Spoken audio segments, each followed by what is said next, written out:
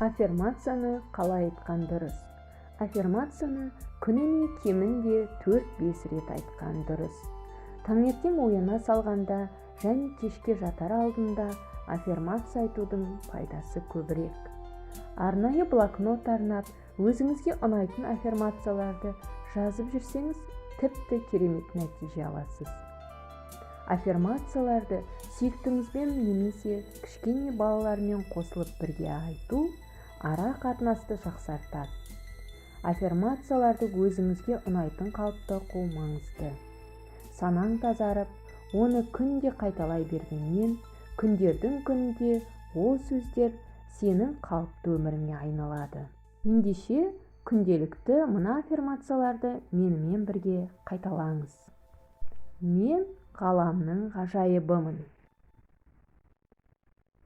Мен әлемнің кереметімін.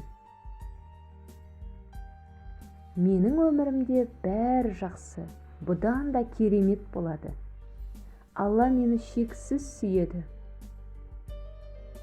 Алла менің бар жағдайымды жасап қойған. Менің өмірім таңғажайып кереметтерге толы. Менің кірісім күнделікті өсуде. Мен үшін көп ақша табу оңай және тез. Мен адамдарға бақыт әкелемін. Мен адамдарға қуаныш сыйлаймын. Менің шаңырағым шаттыққа, отбасым берекеге толы. Қалағанымды аламын, тілегеніме жетемін.